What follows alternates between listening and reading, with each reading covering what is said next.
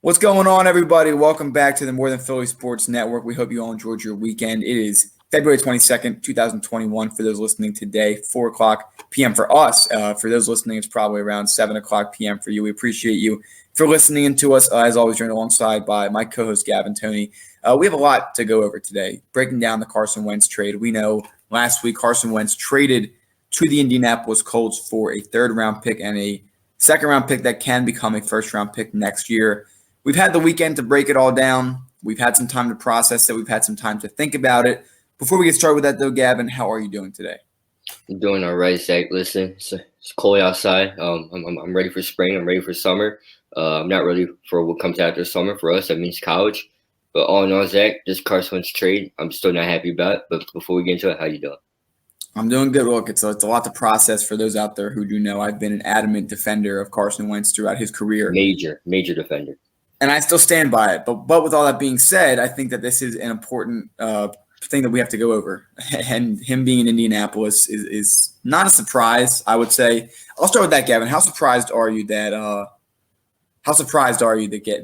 Carson Wentz went to Indianapolis of all teams? Well, I wasn't surprised, Zach. The guy that you had the most success under is the head coach, and the one that everybody that pictured you playing there for him. It was no shock, Zach, to be honest with you. I wasn't shocked. I was rooting for him to go there because at least he has a chance. He has a great defense to back him up. He has a great offensive line to back him up or to keep him upright, excuse me. And then you have some wide receivers that actually will run the route and catch and get open. Zach, if this is a spot for Carson Wentz, this is where he needs to be. This is where he needs to go. Also, Zach, when you think about it, you can think about it from this perspective as well. Carson Wentz doesn't say a word. And this is what bothers me. Carson Wentz doesn't say a word, doesn't defend himself, doesn't do anything. He keeps it all, by himself, to himself. The media paints him as this bad guy. They throw 50 billion scenarios out there, Zach. They throw 50 billion scenarios. It's ridiculous. It's ridiculous, yeah. They throw 50 billion scenarios out there. If you listen to Get Up ESPN, that's all they talk about. You listen to Max Kellerman, you know what he has to say. But the one that they're not saying is how composed and how he was able to just keep himself, quiet. He had a belief in whatever he believed in. He didn't come out and say it. If he did force his way out through behind the scenes, I got to give him credit because, Zach, nowadays stars do whatever they please in the public eye and they get what they want and it looks messy. Zach, I know Deshaun Watson, we're getting at another time, but you got to give him credit. He handled this situation better than the media handled any other situation. This is Philadelphia for you. I'm sorry. It's not even just Philly. People make fun of Philadelphia a lot, chasing players away. First of all, players love it in Philly when everything's going well. But to go back, the national media has given an incredible amount of unnecessary attention to someone who hasn't said a dang word. He doesn't want to say a word because he doesn't want to mess anything up. Deshaun Watson as well has not said a dang word. Unfortunately, his trade request, from his perspective, has not been delivered on. But Carson Wentz has received a lot more scrutiny than Deshaun Watson. And I would argue they're both in similar situations with how dysfunctional their front offices were. One got their way out. The other one is still sitting there. And honestly, right now, it looks like the Texans might be keeping him. I'll keep it plain and simple, though. The asking price is too high for Deshaun Watson, according to teams. All right? Some teams might chase at some point. I think that a team will bite with how good Deshaun Watson is. But I do want to clear up before we continue. Neither one has said a word. Both do great things for their cities, the AO1 Foundation, what Deshaun Watson's helping out with Houston right now. But let's get back to it with Carson Wentz. We'll finish up. We'll try to close this book as quick as we can because it's annoying, the scrutiny of Carson Wentz. After today's soundbite, from here on out, at least until I'm proven further, Jalen Hurts is the starting quarterback of this Eagles team. Jalen Hurts is the future of this Eagles franchise, and I wish for nothing but the best for number 2. It doesn't mean I'm not going to root for Carson Wentz and the Colts. But when we sit here on this show, Gavin, and we talk about this team, we don't talk about Carson Wentz. This is Jalen Hurts' team. Do not do to the kid what you did to everybody else. Jalen Hurts is handling this phenomenal. Again, I'm gonna start defending and praising Jalen Hurts like hell now. You watch. You think Carson Wentz I was defending. You watch with Jalen Hurts. You watch with the kid who was benched, got replaced, went to another school, and took that team to the playoffs. Again, it didn't work out in the end. But we're talking about a kid who was drafted in the second round. Some teams didn't even think he could be a quarterback. Had to go behind a guy who was just extended by his team the year before and knew that the franchise was committed to him. Stayed in the background, did his part, had all of this drama occur around him. And what's he doing next week? He's going to Houston with some of the wide receivers. Before we finish up with the Hurts conversation, that's a pretty damn impressive thing for the kid. His maturity is where it needs to be. I hope his play can get up there because statistically it did not look good at the end of last year. But I am excited to see how this can end up. With that being said, though, Gavin, let's focus now on Indianapolis. Let's talk more about the trade itself. Indianapolis is a quarterback away from being a Super Bowl contender. Top 5 O-line, top 5 defense, the best I'm pretty sure last year. A lot of talented running backs. The wide receivers can be better. They got Michael Pittman, who's going to keep 11. We're going to have to guess what number Carson Wentz goes to. I personally can see him going to 10 or to 1. But the question with Jack Doyle is there. Eric Ebron no longer there. Trey Burton's still there. And, of course, head coach Frank Reich. But here's the question. Carson Wentz, who was not their top choice, by the way, they wanted Matt Stafford. They didn't get Stafford. Obviously, you're not going to get Deshaun Watson. You're in the same division as him. So here's my question for you, Gavin. Since the Colts are only a QB away from being a contender, does Carson Wentz fill that void as the QB that they need? Well, Carson Wentz is going to be better than what they had last year, and no disrespect to Jacoby Brissett, but the year before that too. Zach, they always been a quarterback away. Even the year when Jacoby Brissett was stringing together wins and stuff, they were in the running at some point. Below 500 at 4-4, and then the season slipped away. You find out 4-8, and then you just never, are able to catch up. If you were able to take Phillip Rivers, Zach, and you know how I feel about Phillip Rivers, no disrespect.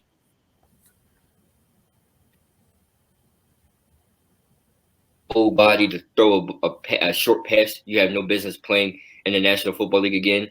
But if they were able to take him to the playoffs and be somewhat competitive with him there, I'm pretty sure if you get a guy like Carson Wentz, and Zach, he does have to go back to 2017. Carson Wentz, the MVP, should have been MVP. If you can unlock that Carson Wentz again, even if Carson Wentz at the end of last year, not this past season, but the last season, Zach, where he caught fire and won out, basically.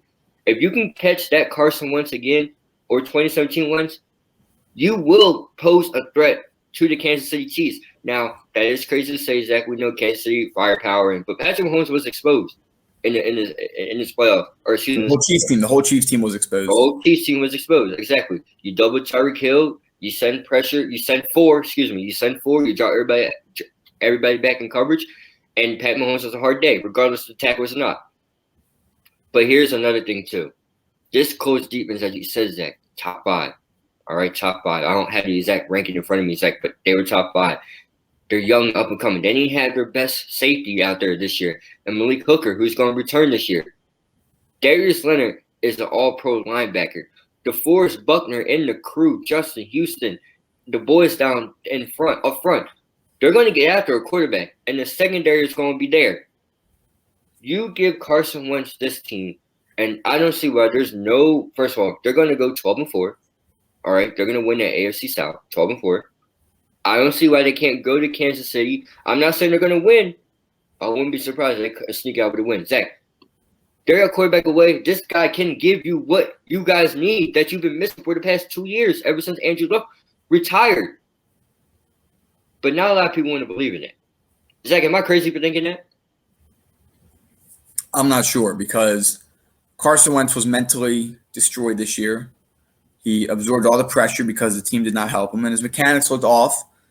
You give him a full healthy offseason. He resets. He gets a new coaching staff, an O-line that gives him time, and a coach that can keep it simple for him. Then there's a good shot, that I think that the Colts can be good. At this moment, I see them as a 10-6 team, but Carson Wentz needs to stay out of his own way. I don't remember what it's like to see Carson Wentz with a clean pocket. 2019, late in the year, he was able to do his job. I don't know why they broke down, but I think that was coaching. Carson Wentz has 2, maybe 3 losses in his career when the team he's on runs the ball more than 25 times. I have confidence that they'll do that almost every game in Indy. Therefore, there's no reason to believe that he won't be able to win games with them. But here's the question about the locker room himself. Is he an issue in the locker room? Orlando Scandrick says no. Malcolm Jenkins has said no. Chris Long has said no. Torrey Smith has said no. guys who have been with him have continued to say no, despite the fact what some media analysis are trying to speculate on and make what's not real. Zach, if I may, sorry to cut you off, and I'm going to give it right back to you.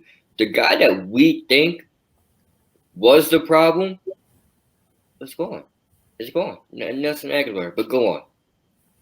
I suspected it was more Alshon Jeffrey, but yes. I mean, look, Nelson Aguilar, same thing. The coaching here in Philadelphia and the culture. Aguilar got out of it, made $1 million last year, had himself a pretty damn good year. He almost took Miami out of the playoffs in that one game, unfortunately. For them, Fitzpatrick had that amazing throw at the end to Mac Hollins, as ironic as it is. But listen, we talked about this before as well, and this is going to answer my one question before we get to how Carson Wentz will be remembered in Philadelphia. But listen to this. If Justin Jefferson was drafted by Philadelphia, do you really trust that the coaching would have made him as good as he was in Minnesota? Zach, you can blame it on coaching. I agree, because coaching, they have to unlock the next step in your game. All right, from college to here. But at the end of the day, it's also player determination. Zach, Justin Jefferson got frustrated with Kirk Cousins, the $1 billion man, the guy they keep paying for what reason, I don't know. Zach, real quick, Kirk Cousins only cares about his numbers and not winning the game. All right, if there was analytics I could throw at Kirk Cousins, he would be at the bottom of every list. There's a guy that probably can help me with that. But anyway, Zach, I believe Justin Jefferson would be as good as he is, because you know why? His mentality that he had coming into the season was, was just wanting to be, just wanting to make your name for yourself, just want to be that guy. All those LSU guys made an impact this year, and so. But let's be serious. Do you really trust that Doug Peterson would have used Justin Jefferson correctly? Would Justin Jefferson be a 1,000-yard receiver this year? I don't think so. But would he have the potential for years to come? Hell yes. Hell yes. And that brings it back to the main issue, which is Howie Roseman. But the bottom line is, you change up your coaching, you change the culture, you're going to have some things there. But let's get back to Carson Wentz as a whole. Carson Wentz is the most successful quarterback in Eagles history. As much as I respect what Donovan McNabb did in Philadelphia, the 4 NFC championships, a few other things like that. And yes, Howard Roseman, as Gavin likes to point out. But with all those things being said, the Philadelphia Eagles with Carson Wentz were successful. Gavin, what is the one thing that we talked about way back when with quarterbacks and winning the Super Bowl? What is the window for them? It's the rookie contract. What did the Eagles do during Carson Wentz's rookie contract? Oh, they loaded up the town. That's why they're in cap crisis right now. That's much true. But listen, with the exception of very few teams, most teams win Super Bowls when their quarterback is on their rookie deal. Russell Wilson, Aaron Rodgers, Patrick Mahomes, and yes, while he didn't play in the run, Carson Wentz. As much as the Eagles are in a big crisis right now, the Eagles achieved success during their time as under the rookie contract. Now, here's your problem. Yes, Jalen Hurts now. You get 4 more years. You get 4 more years of his rookie deal. Hopefully you don't pay him too early. But you still have to eat the dead cap for the next 2 to 3 years. So Eagles are not going to be a serious playoff threat for at least 4 years from now. They might get to the playoffs every now and then. We'll see how they can pan out if Howard Roseman can fix this mess. He's not leaving anytime soon, so I'm intrigued to watch it go down. But for Eagles fans, and I remember one of my friends that's in his late 20s now, and he said that he doesn't care what happens after the Eagles win the Super Bowl. They won.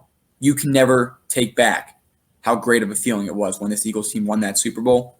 And now, Gavin, let's get to it. Carson Wentz. How should he be remembered in Philadelphia, in your opinion? And how will he be remembered in Philadelphia when it's all said and done? Well, Zach, how he should be remembered is the guy that technically should have won MVP here, should have won this, and arguably won the Super Bowl, but won't get respected for it. A guy that was never loved by the city, or excuse me, I'm going the wrong way. A guy that, or no, I was right. The guy that was not loved by the city, got robbed of MVP. Basically, you could say the Super Bowl was technically his.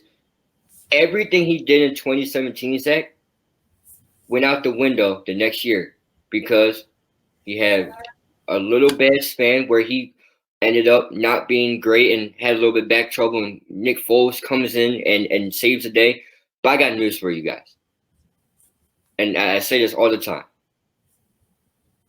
If Carson Wentz doesn't get out to the hot start, do you think Nick Foles does? Do you think Nick Foles wins 11 games? Do you think Nick Foles is going to take? There were a lot of flaws at Carson Wentz's mobility and ability to move around and do things. And look, Carson Wentz's great play created momentum for a guy like Nick Foles. And I don't want to shoot Nick Foles down. I don't think anybody should ever do that in an attempt to build Carson Wentz up. Well, however, and yes, I do want to say something real quick, but before that, it takes amazing QB play, which comes from coaching, O-line, everything, to build into a quarterback to thrust him forward. And yes, Carson Wentz should have won MVP that year. He missed one significant game.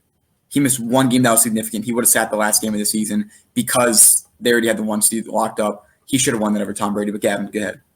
Not really knocking down Nick Foles, but Zach, it may seem like I am, but in all honesty, but he wouldn't. You're right. He wouldn't have gotten to the same place. A lot of these fans believe that Nick Foles is some savior and stuff. But I got a newsflash for you guys. He was here a couple years ago, and what did he do, Zach? Please remind everybody what he did his first time here. First time here, they lost to the Saints in the divisional round. He breaks his collarbone. They trade him for Sam Bradford. He comes back. The Eagles score 15 points in their first game with him, 38 in the second playoff game, 41 in the third, 16 in the next one, and then 14 in the one after that. I mean, there's not much. It was not long-term success. It was great. It was lightning in a bottle, perfect timing. Best QB according to Pro Football Focus in Super Bowl history, which could say something a lot about coaching, but there's no denying that Carson Wentz should have been MVP that year. And so how will Carson Wentz then actually be remembered in Philadelphia versus how he should be? He will be remembered as a guy that had one horrible year and the whole city threw him away. That's honestly. He will be remembered as a guy with 15,000 assumptions and not one is true. They're going to try to paint Carson Wentz as this horrible guy, this not great guy. Look at this AO1 Foundation, man. Look at the free food truck. Look at the video that was on ESPN a couple of days ago when with the biggest Eagles fan when he met him and had volunteers and stuff. I don't want to hear none of that. All right, let's. It is so funny. Once Wentz was traded, everybody starts talking good about him. Like, oh, here's his highlights of playing really well. And as a matter of fact, there were 3 or 4 of them from this past season. The Boston Scott touchdown, the touchdown against the Bengals. I mean, you can't deny the kid's talent, and the Colts are going to take a bet on that. The cap hit is not as big as it is for Philadelphia, which is $33.5 million right now. But look, moving forward, this is going to be the last time that we talk about Carson Wentz when we do sound bites. From here on out, we're talking about Jalen Hurts. We're talking about the Eagles organization. We're talking about fixing this. We're not Colts fans. We're Eagles fans. They brought the Colts to Philadelphia. Nick Sirianni is, I guess, the head coach of the Eagles now. He wants to create a team that is hard to be understood by the defense, but easy to be understood by his team. It's going to buckle up. It's going to be a fun ride. And that's the only reason I'm not buying a retro Eagles hat right now with the Kelly green brim, because I want to, but I don't know how to feel about this Eagles team. I don't think people understand what, like, going to the games. I'll be there next year. I'll be here more than likely, but that's an official announcement to be heard later. No one heard that. College announcement? What? Not yet. But let's say I'm here next year. Like, going to the games is going to still be the same. The passion, Eagles Nation, fly Eagles fly. You yell E walking in the concourse, and everyone picks up on the chant. When this team sucks, the passion is still there. One of the only franchises in the league to be like that. And as much as criticism as Eagles fans get for being harsh, we love our birds. We ride with them forever. And with the pandemic this year, all things considered, it shocks me how easy people moved on from Carson Wentz. But Jalen Hurts, tough kid. He's ready for it. And I hope he proves him wrong. Please don't draft a quarterback in the first round. Get Hurts and help. See what I didn't get a chance at that. If Howard Rosen, if you pick a quarterback at 6, Zach, They might trade up. They might trade up to 3. No, listen. No, if you trade up and get a quarterback for higher, Zach, we're hopping in your car, and we're going down to the NovaCare or wherever Howard Rosen resides to sign his stupid checks, and we're going to sit there and we're going to protest because you know what? That's not what we're not a quarterback factory. We're not a college. We're not a high school. We're an NFL team. We need to win games. We need to fix the problems. Zach, But Zach, we have to know what the real problem is. Now, sadly, our owner great guy. Zach got to meet him. Our owner doesn't realize that the problem of this team is the guy right below him. He's the problem. But Zach, going back to what you just said, if he picks a quarterback at 6, I am protesting football games for the whole year. I'm not watching another team. I won't root for nobody. I won't care what happened. I refuse to watch I'll watch the games. But Eagles fans, I'm gonna be suspending as an Eagles fan for a year because that's stupid. That's stupid. You can't and then Zach, if you put another young quarterback with this young quarterback, and I guess another younger quarterback, what is that going to do? They should just trade for Tua since they're obsessed with the backups of the quarterbacks. But wait, Zach, what is that going to do? That's not going to do anything. But young guys aren't going to build off one another and help one another at a position they all desperately want to play. Quarterback's one of those positions where, again, Orlovsky explains very well. When you're the quarterback of a franchise, when you're the alpha, and this is your team. These are your guys. These are your receivers. These are your running backs. And the backup quarterback is just a scout guy. That's the end all be all. And no disrespect to Howard Roseman, nice guy. All right, Zach got to meet him, nice guy, but his decision making is poor. He just tries to be the smart. I mean, he'll fix the cap. You watch. We're at 39 million. He'll fix that. I mean, he'll probably get the Colts to take some of the money off, or Carson writing a check back to Philly, but they'll figure it out. But wait, Zach, it's not. It doesn't mean that the Eagles are going to be fixed, but the problem you get obsessed with paying guys after they win the Super Bowl with you, and you got these problems again and again. And I want to touch on Eagles fans, Zach. There's nothing, and our show is about uniting through sports, right? And there's 3 times I feel united with everybody as a whole. Is when we all hate the Cowboys at the same time, when we all are booing the Boston Celtics at the same time, and when all my Jordan, supporters, we all boo LeBron James, the basketball player. But Zach, going on the Eagles standpoint, going to games is enjoyable, whether you're 2-12 or 2-14 or 11-1. Zach, it's gonna be fun regardless. You shout E, there's gonna be 30,000 people saying EAGLES with you. All right, Zach. Best feeling ever. Look, I've been on vacation. I've been on vacation for Eagles games. It's the passion is there. We terrify the entire ship. You have unfortunately a lot of foreigners don't really understand the passion for American football, and they all are pretty sure we're gonna sink the ship if they lose. Have not been on a cruise in recent memory where the Eagles have lost. It was the Cowboys game 2 years ago, which was easily for me it's the second closest thing to being at the actual game. So let me ask you this. Funny enough, it's the weirdest thing. And go ahead, Gavin. What's your record? What's your record for being on a boat during the Eagles game? What's your record? In my memory, if I remember correctly, 5-0. You're 5-0. Well, my brother. When we have my brother on, we'll have to ask him. And stay tuned for that, by the way, folks. We're doing a little mix up with his sports talk show as well. But I'm pretty sure I'm undefeated on a cruise. It was. I'll tell you how far back it goes. It goes back to a Giants-Eagles, I believe, Thursday night football game in 2010. Is the first one I remember. And our cruise had just left that night out of New York, and it was November. And this one door kept opening and closing, and it was freezing outside. And so it left out of New York. So there's a lot of Giants fans. There's a lot of Philly fans. Eagles win that game on Thursday Night Football. We're on another cruise for the Eagles-Cowboys.